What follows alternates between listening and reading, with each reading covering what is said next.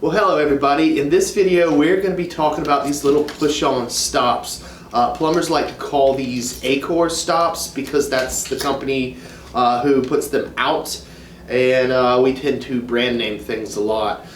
Some people out there don't really like these things, but I'll tell you, I've installed thousands of these, and if it's done right, you won't have any problems with it. So I'm going to show you the way that I like to do it and what I think works best. So to get started here, I'm going to bring this camera in and show you what you get here in the little kit. Alright, when you get these, they come looking like this. It's got a little tag on it and a little red tie, trash bag tie, whatever you want to call it. Kind of holding this stuff together. Now these right here are set up for a lavatory, and what they've tried to do here is this is pressed on here onto the stop itself, so they're trying to eliminate leak points by that being a pretty much a solid connection, and then this going straight to your faucet. You're getting rid of the one extra leak point that you could have there. Like on a traditional stop. Well, this is a PEX stop, but you have that extra point there.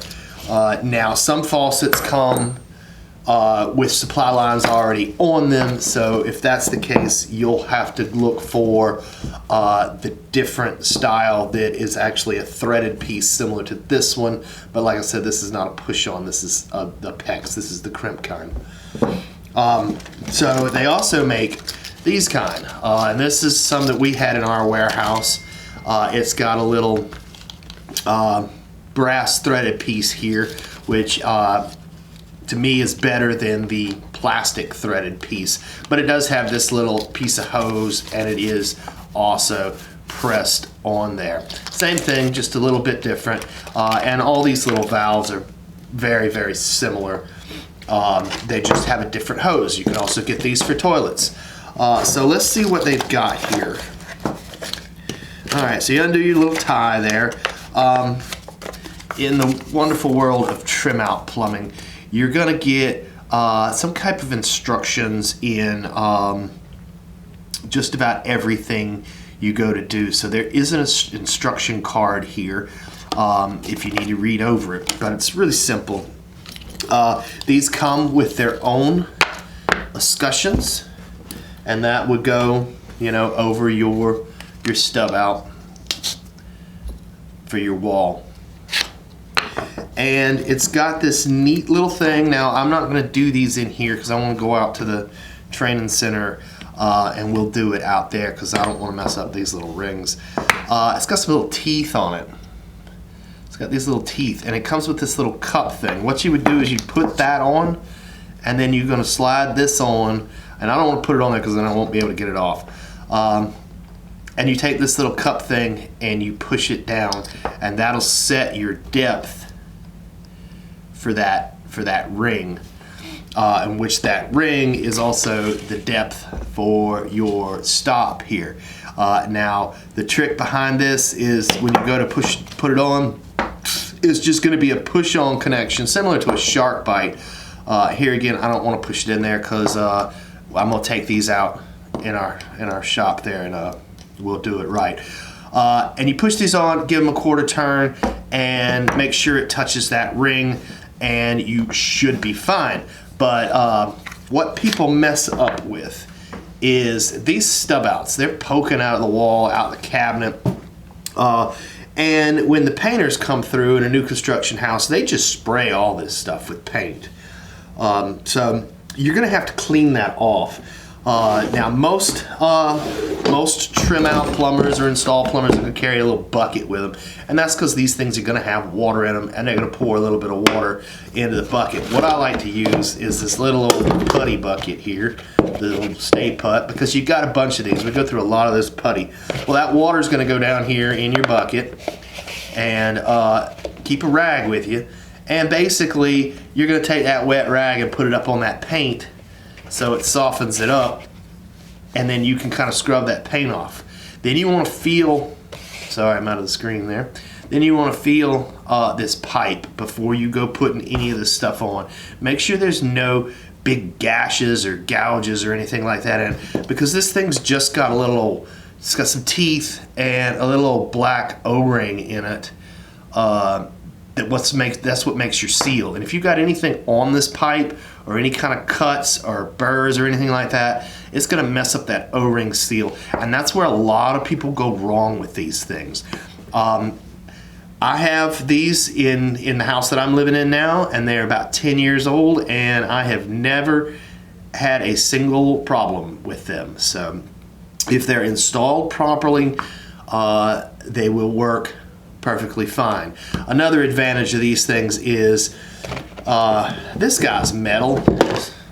The old typical quarter turn, full turn, whatever stops, they're metal, and if it's in a damp or wet location, those things are going to corrode, where this plastic stuff is never going to corrode on you. It can deteriorate just like old CPVC and any kind of plastic, but I think they're pretty durable. But that's it for in here. I think we'll go outside and we'll actually install one of these. Alright, here we go. Now, when you're doing this, first thing, make sure you got the water turned off. Make sure this is not live, because you go to cut this pipe, you're going to have a mess, and if you don't have somebody with you, you're going to have to go run and figure out how to shut the water off while this thing is just running and going crazy. So now, this did have water on it at one time, so there's probably going to be a little bit of water in here, but that's what our little bucket's for. I realize this is for a toilet, and I'm going to be using these supply line ones here because I don't have one for a toilet. So the first thing we're going to do, get your cutters. Remember, let's open our kit up here. Remember, now granted you're going to have a countertop, a cabinet or sheetrock or something here, but remember you've got to put that on. Then you're going to have this little ring with this little depth gauge, and then you're going to have your stop. So make sure you give yourself enough room. Now, you don't want it way out here flopping all around. You do want to kind of be back as far as you can, but just remember, somebody later on might have to come remove this stop to put a different one on. So you do want to kind of leave a little bit of pipe so they're not having to cut a hole in the wall. I've done this quite a few times.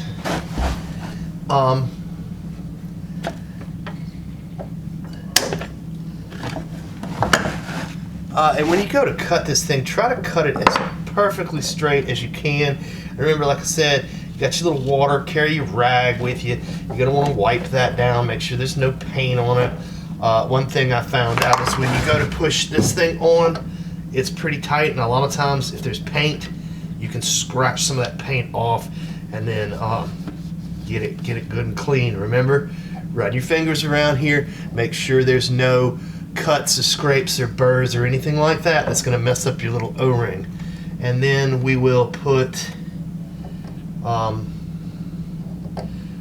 little, this thing's flopping around on that hole, right? Put that on there, take this little depth gaugey thing, push it all the way up on there, and that's going to give you a guide to know how far to put this guy on. And then it's real simple. I always put it on like this, push it in and give it a quarter turn up, and then these guys are really hard on that first pop, but anytime I install a stop, I always go ahead and pull that thing out and make sure the stop is off. And that's another thing, I don't know if I mentioned that, but these are push-pull. You pull it out to stop it out, and you push it forward to turn it back on. Real simple. You only need some cutters. You don't need your crimpers or anything like that, or some wrenches for compression fittings, and you're not sweating anything on. It's pretty simple, pretty fast. Just make sure you get that pipe clean, make sure there's no burrs in it, and you should be all right. Now, the other thing is, this thing will actually come off, but it's really hard to do, and I don't know if it's going to do it with, but But normally I grab it and I spin it, spin it, spin it, spin it. There it goes, and it'll pop right off. It's a pretty neat thing. Now, once doing that, if you feel this pipe, all those little teeth have cut little grooves in that pipe, and you're gonna have to come back and cut this thing back further to get past those if you're putting this one back on. But you should never have to take it off, right? All right, well that's it. That's our little deal on how to install an Accor stop or a push-on stop